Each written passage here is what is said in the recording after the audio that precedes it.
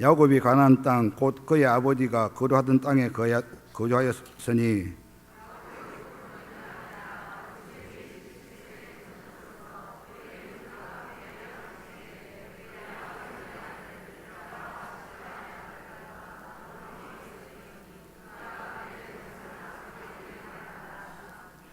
요셉은 노년에 얻은 아들이므로 이스라엘의 여러 아들들보다 그를 더 사랑함으로 그를 위하여 채색 옷을 지었더니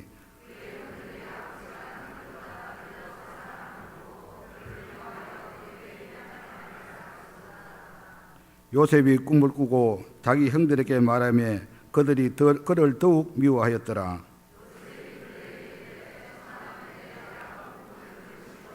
우리가 밭에서 곡식단을 묶더니 내 단은 일어서고 당신들의 단은 내 단을 둘러서서 절하더이다.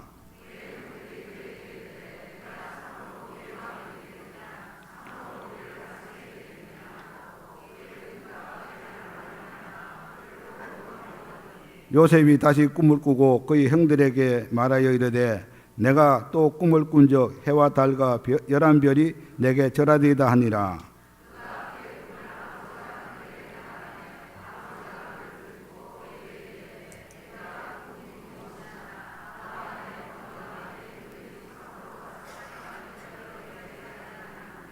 그의 형들은 시기하되 그의 아버지는 그 말을 간직해 두었더라. 다 같이 13절 있습니다. 이스라엘이 요셉에게 이르되 내 형들이 세겜에서 양을 치지 아니하였느냐? 너를 그들에게로 보내리라. 요셉이 아버지에게 대답하되 내가 그래 하겠나이다. 아멘. 이 시간에는 우리 칠성교회가 구역이 찬양으로 하나님께 영광 돌려드리겠습니다.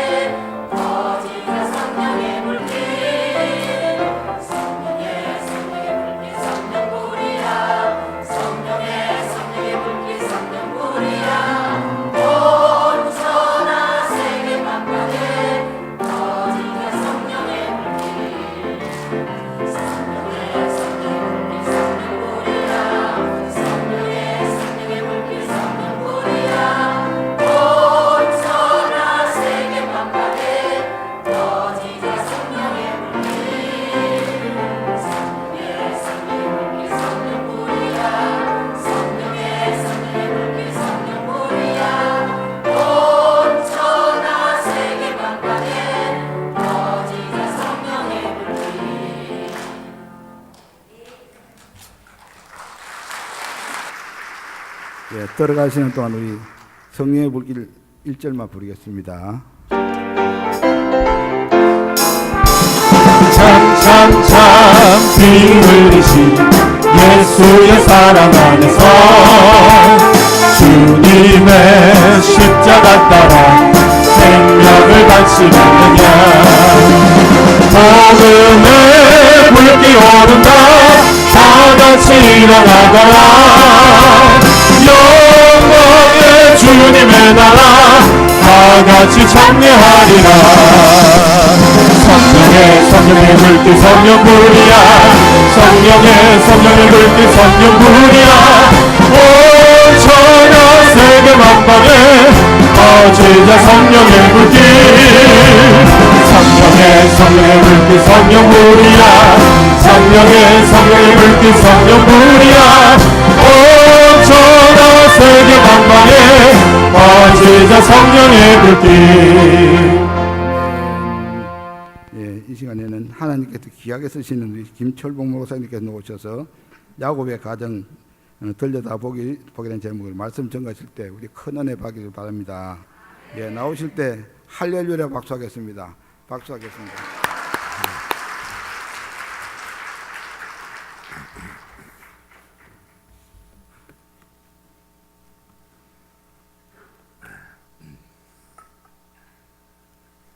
환영해 주셔서 감사합니다. 그리고 평소에 존경하는 정경철 목사님께서 아름답게 목회하시는 여러분의 교회에 와서 함께 예배드리고 또 이렇게 주의 은혜를 나눌 수 있게 되어서 참 하나님께 감사드리고 또 저는 아주 마음에 기쁨이 많습니다. 아주 또 훌륭한 저녁 식사까지 준비해 주셔가지고 아주 경치가 수려한 곳에서 아름다운 광경을 바라보면서 즐거운 시간을 가졌습니다. 하나님께 영광을 돌립니다. 저는 사직동교회 담임 목사인데 장로교 고신 목사입니다.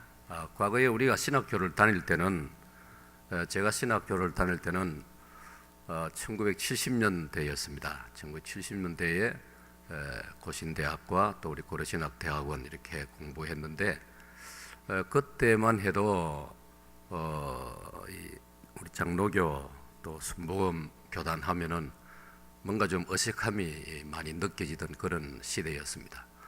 그러나 세월이 흐르면서 또 저는 군정 장교로서 군에 가서 여러 우리 기독교 교파 또는 교단의 목사님들을 만나서 정을 나누면서 그런 많은 그 벽이 무너지고 정말 예전에 몰랐던 그런 소중함, 귀함, 참 귀하다, 소중하다 그런 제가 발견을 많이 했습니다. 그래서 뭐 그때부터 저는 특별히 고신교단 목사지만은 또 제 마음에 군에서 여러 교단의 목사님들과 손잡고 협력하고 또 거기는 뭐 다른 종교가 그 당시로서는 우리 말고 두 개의 종교가 또 들어와 있었기 때문에 자연스럽게 우리는 힘을 합쳐가지고 그 종교들을 어떤 면에서 영적으로 대립하면서 군에 할 수 있는 대로 우리 복음을 열심히 전하려고 노력을 했기 때문에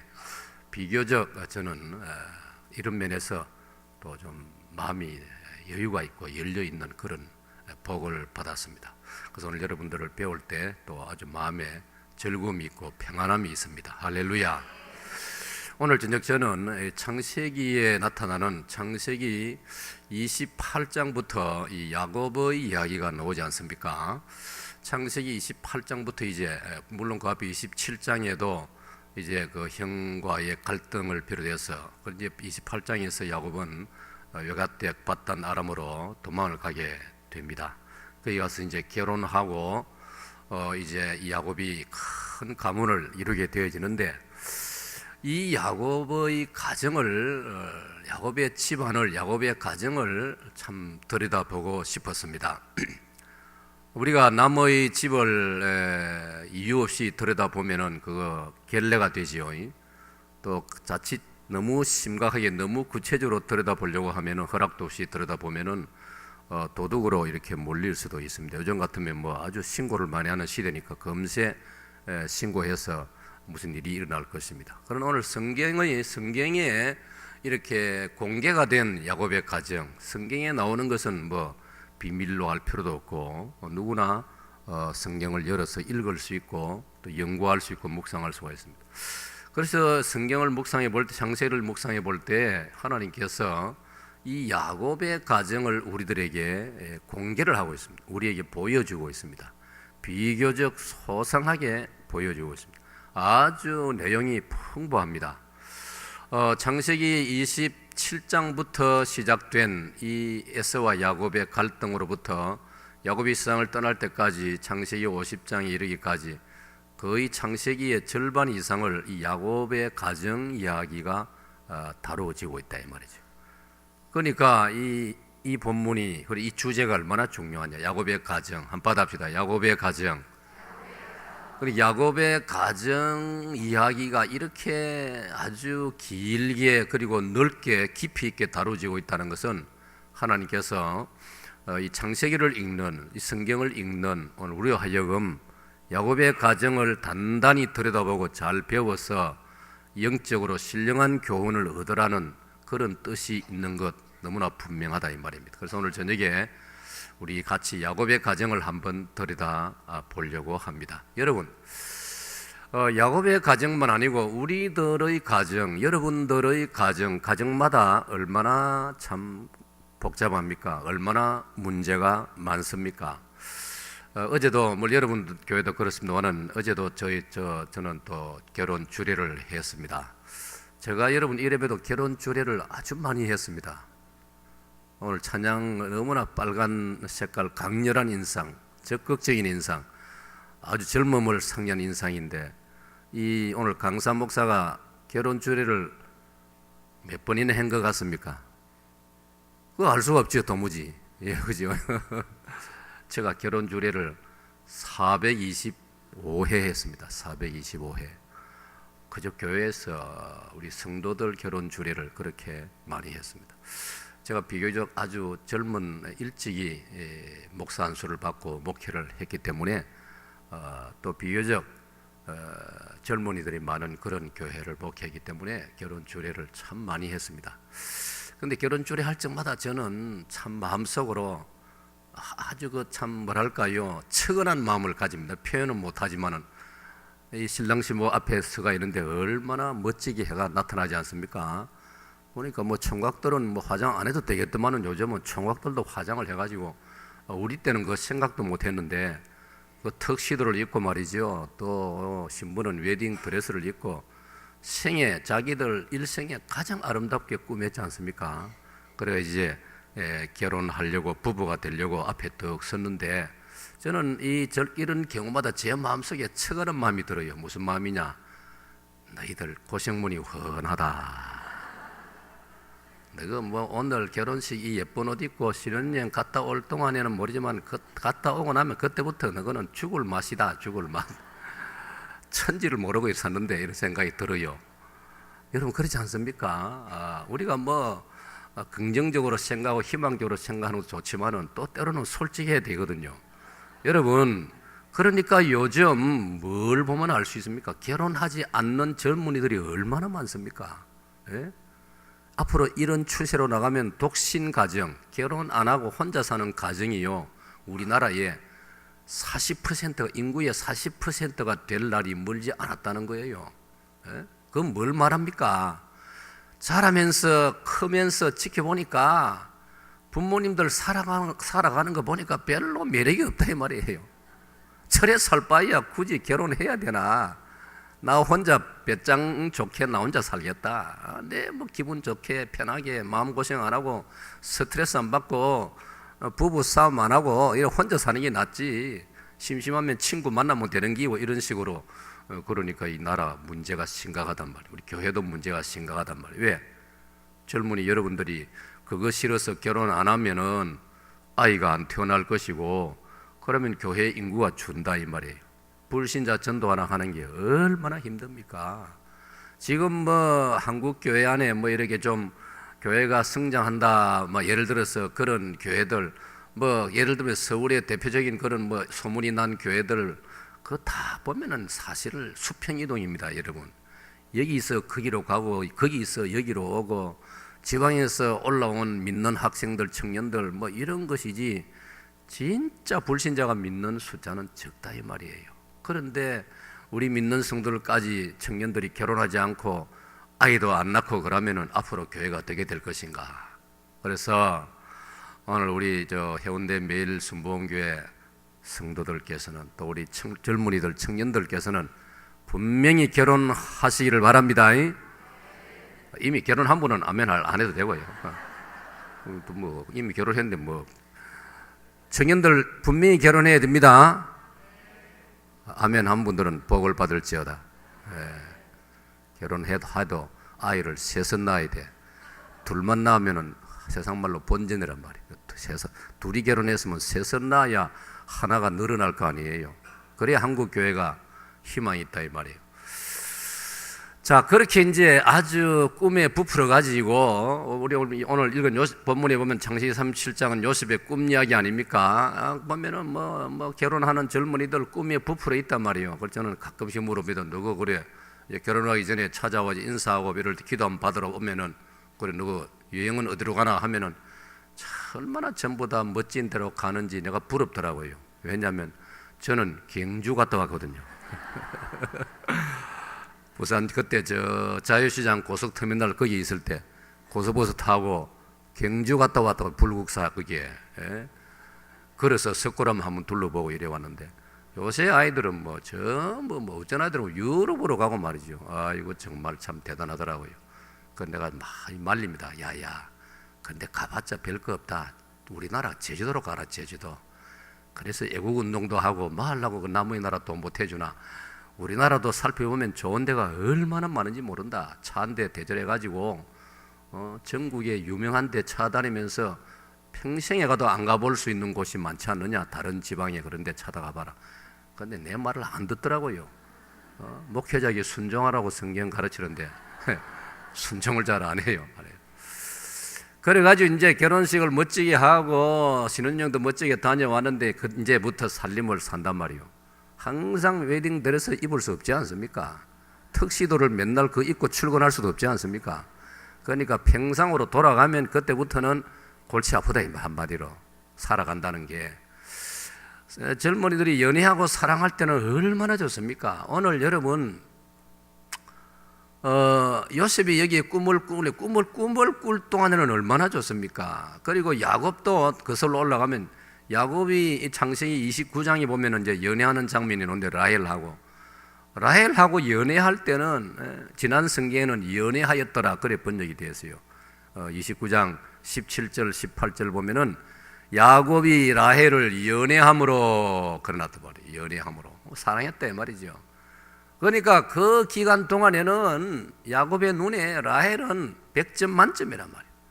결점은 하나도 안 보이고 지상 최고의 미인이고 미스 유니버스고 말이죠. 자기 눈에 최고란 말이죠. 저 라헬하고 내가 결혼해서 산다면 라헬하고 같이 잠을 자고 라헬이 만들어주는 식사를 하고 말이지 이 라헬이 해주는 빨래 해주면 그 옷을 입고 나는 정말 이 세상에서 부를 곳이 없는 최고의 남자가 될 것이다. 야곱이 그런 꿈에 부풀었다 이 말이에요. 근데 결혼하고 살아보니까 어떻더라고요? 골치 아픈 거예요 여러분. 100이면 100 사람 물어보세요. 결혼하기 전하고 결혼한 후에 소감이 어떻는지. 옆에 짝지가 있으면 차마 바른 말 못하지만 혼자 있을 때 물어보면요 진실이 나온다 이 말이에요. 진실이 나온다 이 말이에요. 저는 일주일에 신문을 하루 딱 봅니다. 토요일 날만 봅니다. 토요일 날 설교 준비 모든 것 다 마치고 저녁에 집에 갈 때 지내가다가 거기 들러가지고 이제 그 편의점 가면 신문이 있어요. 한 장 딱 사들고 갑니다. 시간이 없어서 신문을 평소에 제가 의도적으로 읽지 않습니다. 토요일 날만 봅니다. 토요일 날은 좋은 이야기가 많이 실려요. 아주 그 수준 높은 그런 그 토요 신문은 보면요 그 무슨 사건 위주의 기사가 아니고 아주 깊이 있는 그런 주제들을 다루는 게 다 실려 있어요. 그래서 참 좋다. 그래서 저는 그걸 즐기는 한 취미를 가지고 있는데 어제는 이제 보니까 어떤 이야기가 실려 있느냐, 제 설교 준비하고 있는 것을 도와주는 그런 내용, 그런 경험을 많이 해요. 그런 해석을 제 나름대로 해석이지만은 하나님께서 꼭 그 적절한 그런 이야기거리를 많이 주셔요. 지금 원래 나이가 70이라고 하는데 우리나라의 최고의 소프라노 가운데 한 분이 메조 소프라노인지 하여튼 김청자 씨가 있습니다. 그죠? 김청자 씨. 어제 어느 신문에, 내가 어느 신문 또 이름을 들먹이면 여러분 가운데 또 별로 안 좋아하는 사람도 그럴 수도 있으니까 어느 신문에 한 면 전체가 소프라노 김청자 씨의 자기 고백의 이야기가 한 면 전체에 실려 있어요. 이분이 대단한 분 아니겠습니까? 한국 종합예술종합학교 예술종합학교 교수로 은퇴한 분인데 이분은 한국에서는 고등학교밖에 나오지 못했어요. 춘천여고인지 아마 거기 졸업하고는 그 당시에는 가난하니까 독일로 간호사가 되어서 갔습니다. 그런데 어느 날 독일에서 그 노래를 한번 불렀는데 너무나 감동을 받은 그 독일 사람들이 힘을 모아가지고 장학금을 만들어서 이분을 공부를 시켰어요. 그래가지고 유명한 한국을 대표하는 소프라노 김청자가 된 거예요. 그래서 너무너무 잘 나가고 유럽 무대에 오페라 프리 마돈나가 돼가지고 온 유럽을 휩쓰는 그런 한국의 대표적인 조수미 이런 사람은 요즘 그렇지만 그 이전에 훨씬 이전에 우리 한국을 알린 그런 분이라고 해요. 그런데 이분이 너무너무 잘 나갈 때에 사랑의 눈을 뜨게 된 거예요. 너무 멋진 남자를 만난 거예요.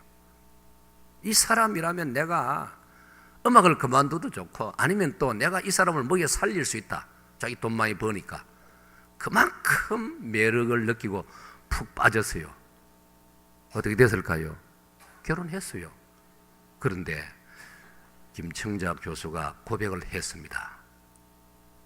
결혼하고 며칠 안 가서 본색이 드러나더라. 본성. 인간의 본성이 드러나더라는 거예요. 모든 거 줄거리 생략하고 결국은 이혼했습니다. 그리고 지금은 은퇴했기 때문에 자기가 그런저런 죄책감을 가지고 인생에 대한 자기 죄책감을 조금이라도 만회하기 위해서 그동안 번 돈 다 탈탈 털어가지고 아프리카로 갔습니다. 우리들에게는 이름도 생소한 말라유라는 나라에 가가지고 에이즈 청소년들을 돌봐주면서 그들에게 음악을 가르치는 일을 하고 있습니다. 사랑하는 여러분, 우리가 나이가 들어서 결혼을 하고 하나의 가정을 이루어서 부부가 되고 거기에 자식이 태어나고 하나님이 정한 법을 따르면은 참 그보다 행복한 게 없지요. 하나님 법을 따르는 전제로 말한다면 그건 가장 인간으로서 성공이고 행복이고 하나님의 축복이 약속된 것이 결혼이고 가정 아니겠습니까? 그러나 아담의 본성 속에 있었던 죄악 때문에 벌써 인류의 첫 가정이었던 아담 하와의 가정이 사실은 무너졌지 않습니까? 부부간에 서로 다투고 서로 원망하고 내 살 중에 살이요 뼈 중에 뼈라고 창세기 2장에서 고백했던 아담이 3장으로 넘어가면 너 왜 먹었느냐 하나님이 질문을 하시니까 하나님이 만들어 내게 주신 저 여자가 먹으라고 해서 먹었습니다. 자기 살 중에 살이라 해놓고는 이제는 저 여자라고 했단 말이에요. 여러분,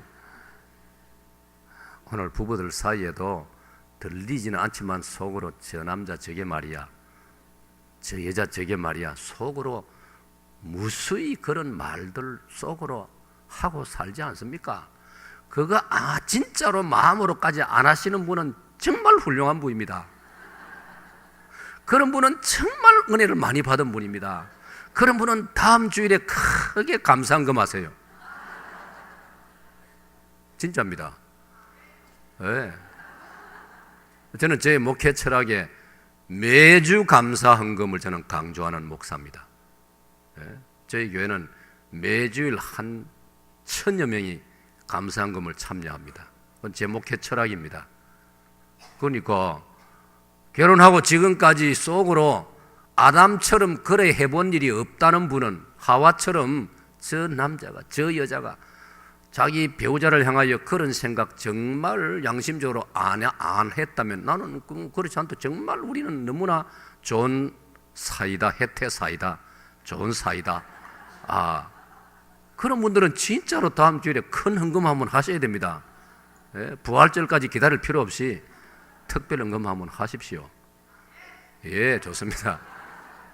근데 이제 그런 경우는 정말 극히 드물고 대부분의 가정들을 들여다보면 어떠느냐? 이 야곱의 가정과 같다 이 말이에요. 그래서 오늘 하나님께서는 이 야곱의 가정을 우리에게 소개해 주고 계신다 이 말이에요. 그러면 야곱의 가정을 들여다보니까 문제가 뭐냐? 우선 여자가 넷입니다.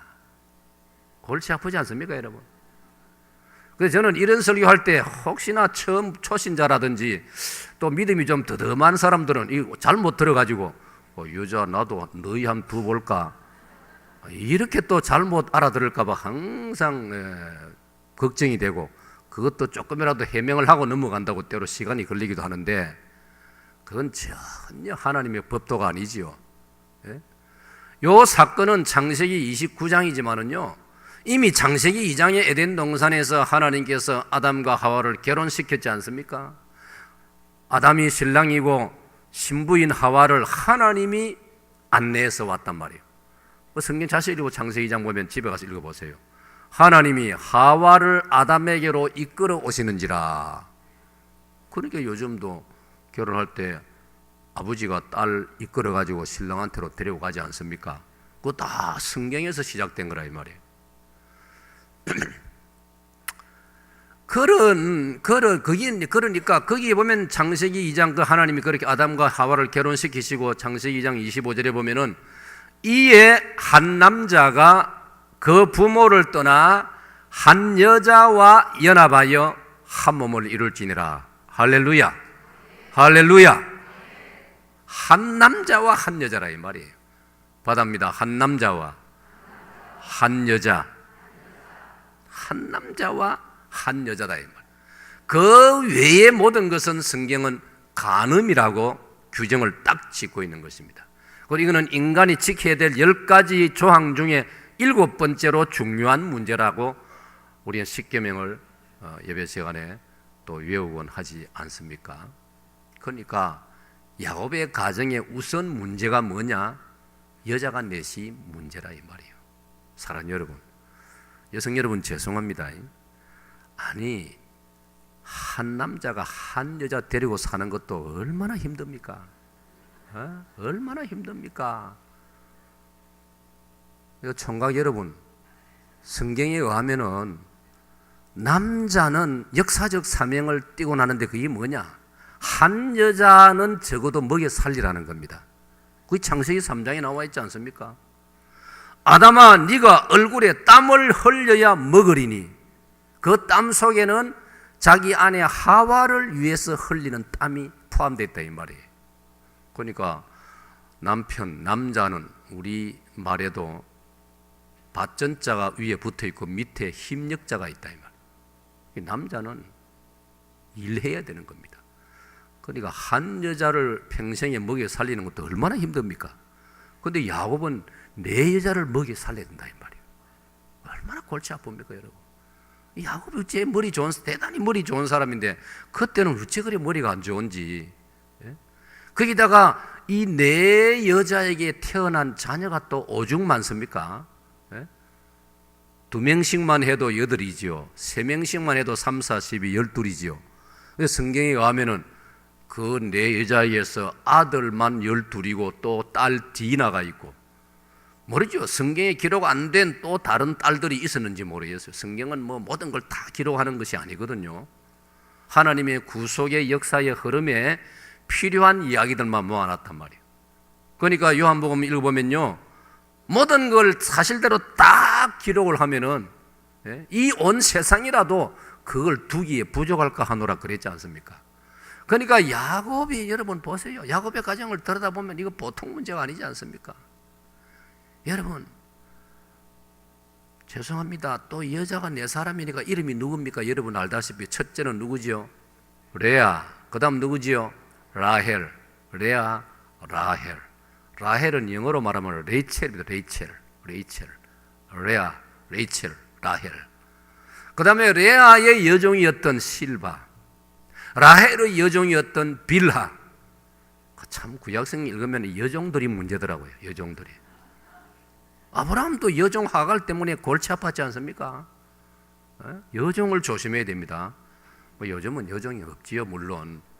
참 이상해요. 참 이상해요. 그러니까 뭐 다른 그 실바나 빌하 여종 출신인 그 창세기는 아예 이 두 나머지 이 실바와 빌하를 야곱의 첩이라고 기록해놨어요. 창세기 보면요, 첩이라 해놨어요. 그러니까 우리나라의 역사에 의하면 조선 왕조 이럴 때 뭐 첩을 용인하던 시대 이야기 들어보면 죄송합니다만은 참 첩이라 하면 이미지가 얼마나 골치 아픕니까, 여러분? 본처는 뭐 탄약을 다린다면은 그 약효가 끝날 때까지 다 계속해서 또 2탕, 3탕, 4탕 울어가지고 남편 먹이려고 하는데 첩은 어디 있습니까? 한 번만 딱 해주고는 숨어서 지가 먹는단 말이에요. 그러니까 여러분, 이 야곱에게 이 실바와 빌하라는 두 또 나이 애띤 이런 여자가 또 있었다 이 말이에요. 뭐 그거는 놔두고라도 레아와 라헬은 형제간, 자매간 아닙니까? 친자매란 말입니다. 언니 동생간이란 말이에요. 두 사람 사이에 얼마나 갈등이 심했습니까? 결혼하기 전에는 둘이 언니 동생이 결혼하기 전에는 누구나 얼마나 잘 지냅니까? 완전히 친구가 되고 동지가 되고. 그런데 결혼하고 야곱의 언니 동생이 한꺼번에 야곱의 아내가 되어버렸으니 이 두 사람 사이의 갈등이 얼마나 심각했습니까, 여러분? 그러니까 야곱의 가정을 들여다보면은 참 바람잘날이 없었습니다. 그 다음에 뭐 그 아들들끼리 또 갈등 일으키고 다투고 10명의 형들이 요셉을 괴롭히는 사건을 비롯해가지고, 그뿐입니까, 여러분? 딸 디나가 세겜 마을을 지나가다가 세겜의 그 아름다운 이방 문화 얼마나 멋집니까? 요즘 말로 말하면 최첨단 문명. 이 야곱의 딸은 처음 봤단 말이에요. 맨날 뭐 양만 치고 목축만 하는 아버지 따라서 나그네 생활을 하다가 세겜 땅에서 모처럼 좀 이제 조금 장기 거주를 하는데 그 자기 처음 봤단 말이에요. 너무나 아름다운 세겜의 그 당시로 말하면 현대 문명을 보면서 거기에 혹해가지고 혼자서 조심성 없이 구경하다가 엄청난 사고를 당하지 않습니까? 그것 때문에 칼부림이 일어나고 디나의 오빠들이 복수한다고 세겜의 남자들을 거의 다 죽이고 말이죠. 평생 원수가 되어지고요. 이런 일들이 얼마나 많습니까, 여러분? 오늘날까지도 이스라엘과 저 아랍 나라, 이스라엘과 이슬람 그 사이에 저런 철천지 원수가 되고 있는 그 배후에는 이런 역사들이 다 깔려 있는 것입니다. 그 아브라함의 여종이었던 하갈이 낳은 이스마엘을 비롯해 가지고 이런 배경들이 많이 깔려 있다 이 말이에요. 참 복잡합니다. 그뿐입니까, 여러분? 야곱의 가정을 들여다보면요, 장남 르우벤이 그 스모라고 할까요? 맨 마지막 그 야곱의 아버지의 첩이었던 빌하와 또 일을 저지르는 이런 사건이 벌어지지 않습니까? 이게 얼마나 있을 수 없는 일이었던지 야곱이 평생에 이게 마음의 부채가 돼가지고 너무나 마음이 아프고 이걸 씻어내지 못해가지고 야곱이 힘들어한다 이 말이에요. 그래서 역대상에 보면요, 역대상에 보면 어떤 말씀이 기록되어 있느냐면은 르우벤은 아버지의 첩을 이렇게 건드린 결과로 장자의 명분을 잃었더라. 긴 세월이 지나고 난 다음에 그 사건을 성경은 또 언급을 하고 있단 말이에요.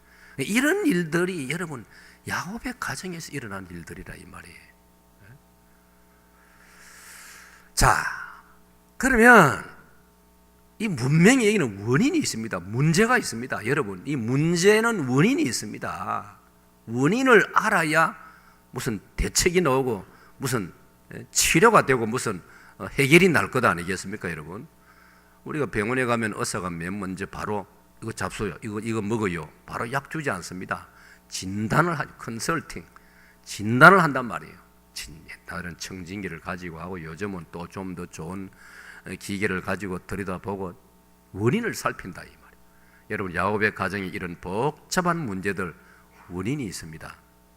그는 야곱 자신의 첫째 원인자입니다. 여러분, 오늘 우리 삶의 현장에 첫 번째로 말하면 우리 각 가정의 문제, 또 그 다음 말하면 우리 공동체에서의 문제가 혹 있다면 여러분, 많은 경우에 우리는 남의 탓으로 돌립니다. 아까 말했듯이 아담이 예, 하나님 제 잘못입니다. 그게 정답입니다. 그리 돼야 됩니다. 그런데 아담은 하나님께서 만들어 내게 주신 저 여자가 먹으라 해서 먹었습니다. 보십시오. 그 우리 조상 아담의 심보가 그대로 우리한테 흘러내려오고 있다 이 말이에요. 그래서 오늘 우리들도 답이, 문제가, 원인이 나한테 있는데 자꾸 다른 데 가서 원인을 찾으려고, 다른 사람에게서 원인을 찾으려고 하는 거예요. 우리 이거 새롭게 극복할 수 있기를 축원합니다. 이사야 6장 5절 6절을 보세요. 이사야가 은혜를 받고 난 다음에 그전하고 다르게 뭐라고 고백합니까? 화로다 나여, 나는 망하게 되었도다. 나는 입술이 부정한 사람이요, 나는 입술이 부정한 사람들 중에 살면서 자기를 예외시키지 않았습니다. 나도 더러운 사람. 그런데 이건 야곱이 깊이 성전에서 기도하다가 은혜를 받고 나서 하는 고백입니다, 여러분. 그러니까 자신이 내가 많은 문제의 원인자라는 걸 깨닫지 못하는 것은 아직까지 은혜를 별로 못 받았기 때문인 거예요. 성령님의 감동을 못 받았기 때문인 거예요. 예? 바울 사도가 바울 되기 전에 사울이던 시절에 모든 문제의 원인을 기독교에다가 다 떠넘겼습니다. 나사렛 예수를 따르는 인간들, 그것들이 문제다고 사울은 그래 생각했고, 이런 인간들은 다 일망타진해야 된다. 그 사울이 사도행전 9장에서 다메섹 가는 길에서 주님을 만나고 난 다음, 은혜를 받고 난 다음, 그때부터 바울은 이름이 바울이 되어지면서 삶의 자세가 달라졌지 않습니까? 오호라, 나는 권고한 사람이로다. 나는 죄인 중에 괴수로다. 사랑하는 여러분, 야곱의 집안을 들여다보니까 그 복잡하고 갈등과 여러 가지 충돌과 서로 원망하고 미워하고 심지어 형들이 동생을 죽이려고 하고 이 모든 문제들 도대체 왜 이럴까? 성경을 자세히 묵상하면은 그 원인, 첫 번째 원인자가 야곱이라는 것입니다, 여러분. 오늘 우리 어떤 면에서는 우리가 자식들을 나무라기 전에 내가 원인자라는 것을 먼저 하나님 앞에서는 고백을 해야 됩니다. 이 은혜가 있으시기를 바랍니다. 아주 중요한 이야기입니다. 저는 이제 저희 교단에서는 현역으로서는 대선배가 되었습니다. 제 위로 선배는 몇 손가락 한 몇 명 되지 않고 이제는 저희들이 대선배가 되었습니다. 이제는 제가 기회가 있을 적마다 후배들 혹은 동력자들 모이는 자리에서 저는 열심히 제가 사명감을 느끼고 이야기해 주는 게 있습니다. 우리 목사들은 철이 없을 때는 모이면은 불평을 어떤 식으로 하느냐, 교회에다가 돌립니다. 교회 중직자들에게 책임을 많이 돌립니다. 어때서 당회가 협조를 안 해서 교회가 어때서 목회가 잘 안 되고 힘이 들고, 그게 잘못됐다 이 말이에요. 저는 그렇게 합니다. 다시는 여러분 그렇게 생각하지 말아라. 그러면 복을 못 받는다. 제가 새벽기도 하다가 언젠가 어느 날 하나님이 이런 깨달음을 주셨어요. 네가 목사가 되지 않고 네가 장로가 되었다고 한번 생각해 보아라. 생각해 보기 시작했습니다. 저도 성격이 우리 목사님들이 대체적으로 아주 정이 많고 또 교회를 섬길 때 얼마나 꼼꼼히 살피고 그렇지 않습니까? 여러분께서 제가 척 들어와 보니까 교회 보면은 담임 목사님의 그 스타일을 알 수 있거든요. 저도 아주 꼼꼼합니다. 담임 목사로서. 그런데 제가 만약 목회자가 되지 않고 일반적으로 제가 다른 직종을, 다른 직업을 가지고 평신도였다면 저만큼 또 저처럼 제 타고난 성격처럼 열심히 신앙생활을 하고 교회 봉사 열심히 하면 저도 장로가 안 되겠습니까? 그죠? 장로 되겠죠? 네, 그렇죠. 그러면 내가 생각을 해봤어요. 어느 날 새벽기도 중에 내가 장로가 되었으면 내가 섬기는 교회의 담임 목사 참 골치 아프겠다, 그런 생각이 들어요. 내가 까다롭기 때문에 우리 담임 목사 어느 정도 잘해가지고 내 눈에 들까, 이런 생각이 들었어요. 그러면서 제가 은혜를 받기 시작했어요. 이야, 그런 관점에서 제가 다시 돌아보니까 제가 섬기는 저희 교회 장로님들이 너무나 좋은 분들이고 훌륭하다는 걸 저는 진정으로 깨닫기 시작한 거예요. 그때부터 하나님이 은혜를 주시는데, 그 전에도 비교적 남들이 말하기를 그런 면에서 원만하고 잘하고 있다는 이야기를 제가 들었지만은, 그 깨달음을 하고 난 다음부터 정말 제 마음에 평화가 넘쳤습니다. 할렐루야. 자유함이 넘쳤습니다. 할렐루야. 그때부터 저는 장로님들하고 새로운 관점에서 정말 잘 지내고 있습니다. 정말 재미있게 지내고 있습니다. 그때부터 제 중심에 저보다 나이가 한두 살이라도 많은 분들은 장로님들, 형님이라는, 진정으로 마음으로 형님이라 부르지는 않지만 내 마음속에 그런 자세로 받아들여지고, 나이가 같으면 친구로 여겨지고, 나이가 나보다 어리면 진짜 동생으로 여겨지고, 내 마음에 평안함이 찾아오고 자유함이 찾아온 것입니다. 왜 그렇습니까? 나를 진정으로 발견하고 난 다음에 하나님이 주시는 은혜였습니다. 이 은혜가 있으시기를 축원합니다. 제가 여러 곳에서 후배들의 요청으로 목회학 특강을 노회 단위로 하기도 하는데, 제가 이런 줄거리로 이야기하면 거기에 반론을 제기하는 사람 아직도 한 사람도 못 봐요. 모든 목회자들이 깨닫는 거예요. 공감하는 거. 아, 그렇겠다. 그렇겠다. 정말 그렇게 이야기를 듣고 보니, 야, 우리 교회 장로님들도 정말 훌륭하고 우리 교회가 정말 좋은 교회로구나, 그렇게 깨닫는 거예요. 사랑하는 여러분, 문제가 야곱에게 있다니까요. 왜 그런지 아십니까? 오늘 37장 읽었는데 이 사건은 앞에 연결되니까 29장, 창세기 29장 17, 18절을 보면요, 야곱은 결혼 문제를 앞두고 어떻게 했느냐? 자기 눈에 아름다운 사람을 제1 조건으로 그는 내걸었던 것입니다. 성경을 보면요, 다른 전후 좌우 다른 이야기가 없어요. 창세기 29장 17절 18절 그 다음에 또 30절, 요 세 곳을 보면요, 창세기 29장 17, 18, 30 세 곳을 보면은 야곱이 라헬과 결혼하고 라헬을 연애한 결정적이고 유일한 이유가 뭐였느냐 하면 아리따우기 때문입니다. 아름다운 여인이었기 때문입니다. 사랑하는 여러분, 중요한 이야기입니다. 야곱은 아름다운 처녀를, 아름다운 여성을 자기 아내감으로 찾아야 되는 사람이 아닙니다.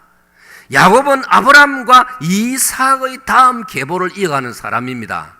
그러므로 야곱은 자기 할아버지가 그렇게 하셨듯이, 아버지가 그렇게 하셨듯이 야곱도 영적으로 훌륭한 여성을 찾아야 했던 것입니다. 아멘. 매우 중요한 이야기입니다. 이걸 우리에게 적용하면요, 오늘 우리 그리스도인들은 결혼할 때에 그 상대방의, 남자든 여자든 나 쪽에서 상대방을 찾을 때 영적인 것을 찾아야 됩니다. 영적인 데 비중을 줘야 됩니다. 예배를, 신앙생활을 제대로 정말 하느냐, 정말 하나님을 사랑하는 사람이냐? 정말 한번 은혜를 경험한 적이 있느냐? 정말 예수 아니면 신앙 아니면 교회 아니면 나는 세상에 사는 즐거움이 없다고 그런 가치관을 가지고 있느냐? 이것을 먼저 살펴야 되는 거예요. 아브라함은 이삭은 그리했다 이 말이에요. 그런데 지금 야곱은 그 할아버지 그 아버지의 자녀임에도 불구하고 자손임에도 불구하고 그저 얼굴 예쁜 거기에 반해가지고 라헬을 연애했고 결국은 결혼을 했다 이 말이에요. 사랑하는 여러분, 놀라운 사실은요, 야곱 가정에 일어나는 많은 문제들이 이 라헬 때문입니다. 라헬. 아까 제가 말씀드렸죠. 결혼할 때까지 연애할 때는 너무나 좋았지요. 연애할 동안에는 라헬과 연애하니까 너무 좋았지요. 그런데 연애와 결혼은 좀 다른 거예요. 결혼해 살아보니까 라헬의 진면목이 드러나는 거예요. 그 라헬의 성미가, 성격이 어떻는지가 드러나는 거예요. 사랑하는 여러분, 창세기 29장 25절을 보면요, 29장 25절을 보면 이렇게 기록되어 있습니다. 첫날 밤을 지내고 아침에 보니 누구였더라고요? 레아였더라. 자, 같이 읽으면 시작. 야곱이 아침에 보니 레아라. 아멘. 사랑하는 여러분 보세요. 아니 왜 라헬이 아니고 왜 레아입니까? 야곱이 좋아한 여자는 라헬인데, 라헬이 아름다웠는데. 그런데 창세기 29장 25절은 첫날 밤 자고 났는데 아침에 날이 밝아서 보니 옆에 누워있는 신부가 레아였습니다. 사랑하는 여러분, 야곱이 실수한 것입니까? 야곱이 속은 것입니까? 야곱은 이것이 인간 실패입니까? 이 본문 해석을 잘해야 됩니다. 많은 설교자들이 그렇게 초점을 맞추는 경우가 많습니다. 그런데 성경 전체를, 창세기 전체를 훑어보면요, 그리고 신약으로까지 마태복음 1장으로 연결시켜 보면요, 아침에 눈을 떠보니 옆에 있는 신부가 레아였더라. 이건 야곱에게 너무나 큰 축복이라는 사실을 우리 잊지 말아야 됩니다. 아멘. 왜 그런지 아십니까? 하나님이 의도하신 야곱의 배필은 레아였습니다. 라헬이 아닙니다. 우리가 보기에는 여삼촌 라반이 아무리 그래도 큰딸이 먼저 시집을 가야지, 라반이 그렇게 한 것처럼 보이지만은, 그러나 깊은 배후에는 하나님께서 야곱에게 주시는 진정한 아내감은 레아다 이 말이에요. 믿으시기 바랍니다. 오늘 여기서 우리가 분명히 알아야 됩니다. 우리 신앙인들은 가치관이 세상과 달라야 됩니다. 우리는 하나님 중심, 성경 중심이 되어야 할 줄로 믿습니다. 교회 중심이 되어야 할 줄로 믿습니다. 야곱이 라헬의 겉모습만 보고 라헬을 사랑하고 라헬과 연애하고 라헬과 기어이 억지로 나중에 결혼하게 되는 거, 이거는 하나님 기뻐하시는 일이 아닙니다. 사랑하는 여러분, 그럼 여러분 중에 질문을 할 겁니다. 그럼 목사님, 야곱이 라헬하고 결혼했기 때문에 그 요셉이 태어났지 않습니까? 여러분, 요셉을 너무 우상하지 마세요. 하나님의 구원의 역사의 전진에는 요셉 없어도 아무 이상 없습니다, 여러분. 이걸 아셔야 됩니다. 예? 출애굽기 4장을 보면요, 하나님께서 출애굽기 3장에서 호렙산 가시던 불 붙는 곳에서 모세를 만나주시고, 너 이제 목동일 그만하고 애굽으로 내려가서 내 백성을 구원해라. 그래서 그 하나님 명령을 몇 차례 거부하다가 나는 말도 할 줄 모르고 뭐 핑계대고 하다가 기어이 하나님이 명하시니까, 그러면 알겠습니다. 내 형님 아론이 말 잘하니까 그럼 아론을 대변인으로 앞세워가지고 그럼 이 역사를 감당합니다. 그래서 살림 정리해가지고 가족들 자기 안에 10%를 자녀들을 데리고 애굽으로 내려가는 게 출애굽기 4장이란 말이에요. 그런데 그 먼 길이니까 가다가 중간에서 하룻밤을 자게 되는데 그곳 이름이 숫곳이었습니다. 잠을 자고 아침에 일어나가 출발하는데 이 웬일입니까? 하나님의 사자가 나타나가지고 칼을 들고 모세를 죽이려고 했단 말입니다. 그때 모세 아내 십보라가 기도하는 여성이고요, 영성이 있는 아내였기 때문에 남편이 살아났습니다. 모세는 그걸 못 봤어요. 자기를 죽이려는 것도 못 봤어요. 십보라가 그 장면을 봤어요. 그래가지고 십보라가 길에 있는 돌을 주워가지고 자기 아들들 할례를 행했지 않습니까? 그 피가 흐르지요. 그제서야 하나님의 사자가 용서해주고 물러갔습니다. 그래서 십보라가 자기 남편 이름을 피남편이라고 불렀다 이 말이에요. 오늘 여성 여러분, 아내가 되시는 여러분들, 여러분들이 남편을 살려야 하는 줄로 믿습니다. 보세요. 하나님께서는 모세도 필요 없어요. 모세 죽여버리고도 하나님은 자기 백성을 애굽에서 구원해낼 수 있다는 것을 믿으시기를 바랍니다. 저는 이 성경을 깨닫고 나니까요, 무슨 대통령 선거니 선거 시즌이 돌아 요즘도 보면 시끄러운데 제 마음속에 아이고 보소 뉴스 같은 거 보다가 그대 없어도 우리나라는 까딱없어. 무슨 잘난 척하고 그만 자기 할 일이나 할 거지 뭐 새삼스럽게 나타나가지고. 그럼 무슨 말인지 여러분 조금 알아듣습니까? 예? 당신 없어도 그대 없어도. 여러분 마태복음 3장 9절에 보면요, 하나님은 이 길바닥에 굴러다니는 돌로서도 아브라함의 자손을 만드실 수 있다고 했습니다. 실제로 하나님은 흙을 가지고 아담을 만들었지 않습니까? 네? 그렇다 이 말이에요. 그런데 야곱은 영적인 눈으로 보려고 하지 않고, 창세기 6장 보면 노아 시대 사람들이 자기 눈에 좋은 대로 불신자들 여성들의 아름다움을 보고 그들과 결혼함으로 하나님이 진노하시게 되었더라. 우리 영적인 것을 찾아야 됩니다. 말씀의 중심에서 찾아야 됩니다. 철저히 말씀 중심이 되어야 됩니다. 그래서 우리는 주일날 교회 와야 되고 와서 하나님 말씀을 들어야 되는 거예요. 그래서 시편 119편 105절 주의 말씀은 내 발의 등이요 내 길의 빛이라고 했지 않습니까? 사랑 여러분, 하나님이 점지하신 야곱의 배필은 레아라고요. 그러니까 하나님께서 라반이라는 사람을 이용해서라도 레아를 먼저 야곱의 아내로 준 거예요, 여러분. 그걸 야곱이 속았다 그래 해석하면 안 되는 거예요. 증거를 말씀드리고 마치겠습니다. 왜 그것이 확실하냐? 라헬이 낳은 아들은 요셉과 베냐민입니다. 그런데 여러분 마태복음 1장 예수님의 족보를 들여다보십시오. 거기는 요셉도 없고 베냐민도 없습니다. 마태복음 1장에 아브라함과 다윗의 자손 예수 그리스도의 족보라 해놓고 아브라함이 이삭을 낳고 이삭이 야곱을 낳고 그 다음에 야곱이 누구를 낳았다고요? 할렐루야. 그 아시는 분들은 성경을 상당히 공부하신 분입니다. 받아봅시다. 야곱은 유다를 낳고 요셉이 아닙니다, 여러분. 요셉은 라헬이 낳았지만 야곱의 메시아 예수님 계보를 이어가는 아브라함 다음 이삭 다음 야곱 다음 유다인데, 이 유다는 야곱을 통해서 누가 낳은 아들입니까? 레아가 낳은 아들입니다. 할렐루야. 레아의 넷째 아들입니다. 할렐루야. 그리고 레아의 셋째 아들은 또 누굽니까? 레위입니다. 레위.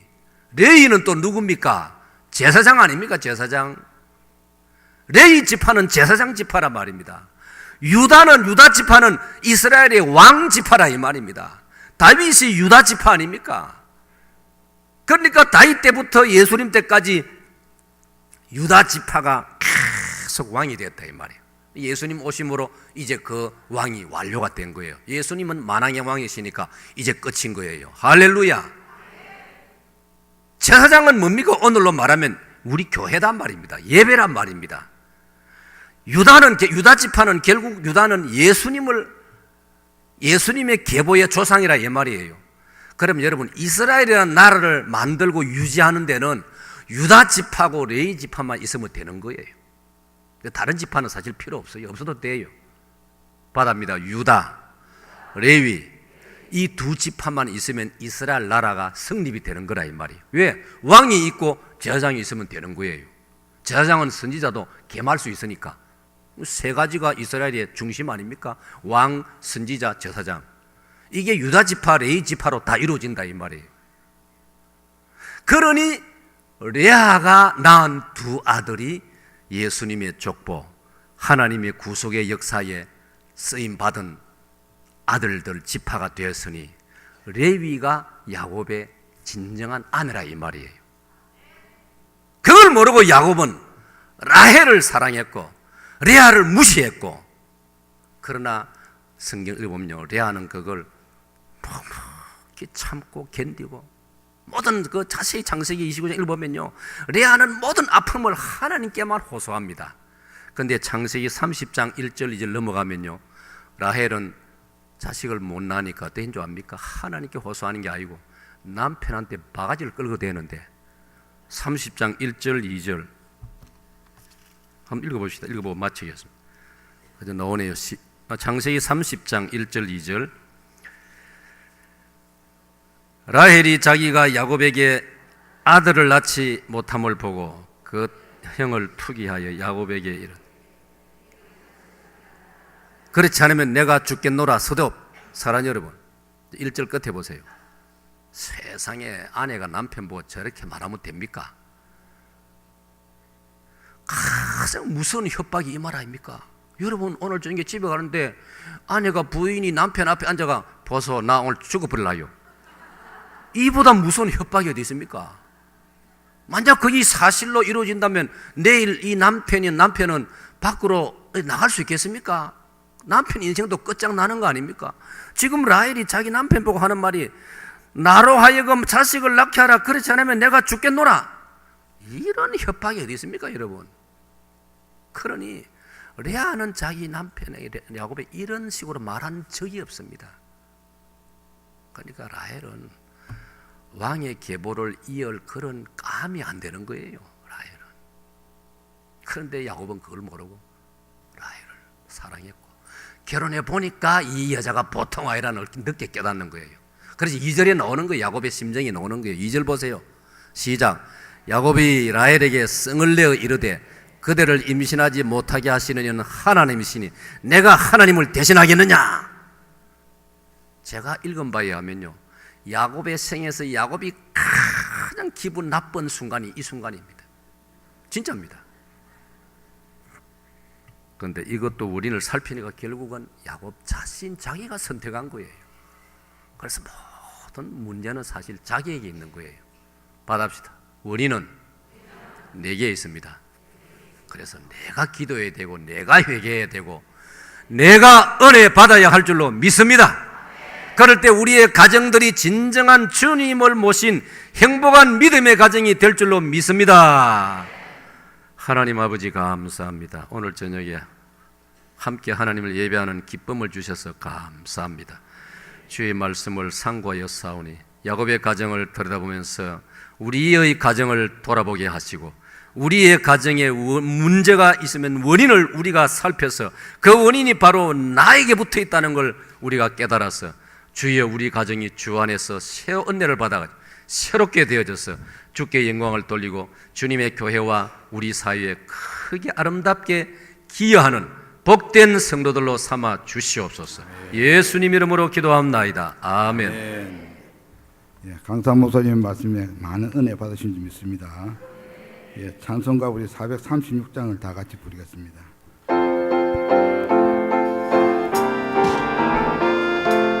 나 이제 주님의 새 생명 얻음고 옛것은 지나고 새 사람이로다. 그 생명 내 맘에 강같이 흐르고 그 사람 내게서 해같이 빛난다. 영생을 누리며 주 안에 살리라. 오늘도 내일도 주 함께 살리라.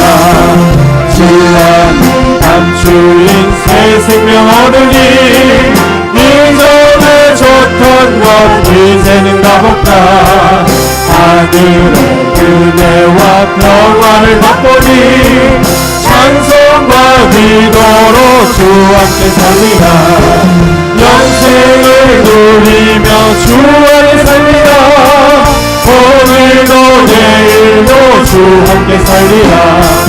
산천도 초목도 새 것이 되었고 죄인도 원수도 진무로 변한다. 새 생명 얻은 자 영생을 누리니 주님을 보신 맘새 하늘이로다. 영생을 누리며 주 안에 살리라. 오늘도 내일도 주 함께 살리라. 주 따라가는 길 험하고 멀어도 찬송을 부르며 뒤따라가리라. 나 주를 모시고 영원히 살리라.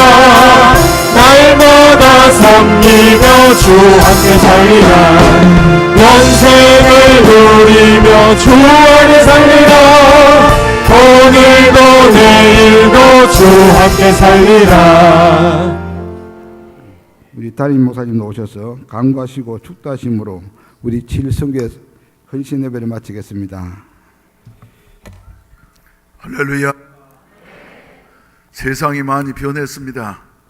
1980년도에 우리 교회를 개척할 때만 해도 고신교단으로부터 상당한 핍박을 받았는데 이제 금년 9월이면은 고신교단 총회장이 되신 목사님 오셔서 성령을 이렇게 강조하는 모습을 보면서 참 하나님의 역사가 놀랍구나. 그래서 우리 목사님을 이제 하나님께서 크게 쓰시려고, 할렐루야, 다른 사람이 만약에 성령에 대해서 강조한 잘못하면 징계받습니다.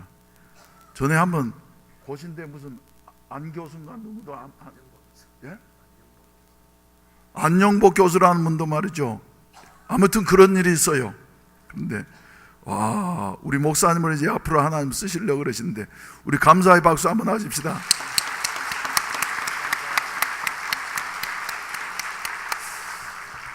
예, 우리 성령 충만하십시다.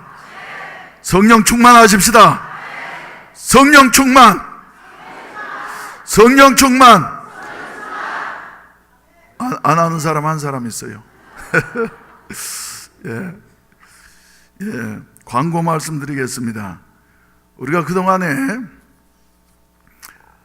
작년에 그 작정하셔서 지금 이제 하기를 원하시는 분들이 계신데, 우리가 복지원금, 또 선교원금, 또 장학헌금 말이죠. 예, 여러분들이 조금만 마음을 모으면 됩니다. 그래서 하나님 앞에 이렇게 드리면은 그거 가지고 말이죠, 좋은 일들을 많이 하게 되는데, 그리고 하나님의 영광을 드러내게 되는데, 금년에 왜 목사님 이렇게 3월 될 때까지 작정을 안 합니까? 그래서 그러자고 그래가지고 이제 오늘 드디어 작정하기로 했습니다. 그러니까 가실 때 이래 받으셔가지고 가셔서 여러분들이 작은 정성들을 모아서 큰 일을 할 수 있기를 바랍니다. 아멘. 하늘에 내리는 빗방울이 말이죠, 한 방울 한 방울은 작은 것 같아도 걔 모이면은 실물이 개울물이 되고, 개울물이 모이면 강물이 되고, 강물이 모이면 바다로 올라가게 되어지고, 그래서 큰 일들을 할 수 있는 것처럼 우리의 작은 정성들을 모으면은 우리 하나님께서 놀라우게 역사하시고 우리를 또 새롭게 해주실 줄로 믿으시기를 바랍니다. 할렐루야, 할렐루야. 그럼 다 같이 기립하셔서 말이죠, 우리 불길 같은 성신여 간구하는 우리께 한번 부르신 다음에 우리 강사 목사님 나오셔서 드린 헌금을 위해서 기도해 주시고 축도해 주심으로 제 7선교회와 구역 헌신 예배를 마치도록 하겠습니다.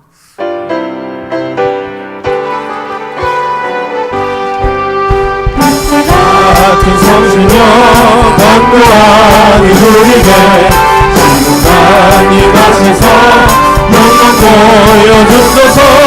성령이여 임하사 내 영혼의 소원을 만족하게 하소서. 기다리는 우리의 불러 충만하게 하소서. 불쌍하신 주께서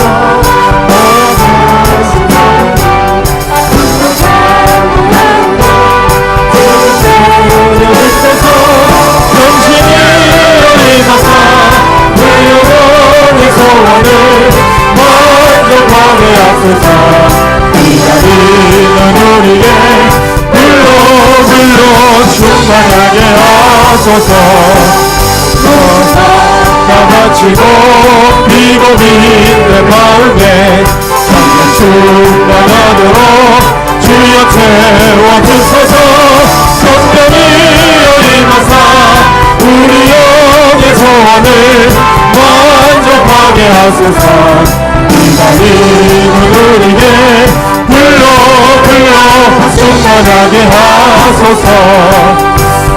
하신 주께서 약속하신 성경을 믿고 간구하오니 지금 내려주소서. 성령이여 임하사 우리 영의 소원을 만족하게 하소서. 기다리는 우리의 불러 충만하게 하소서.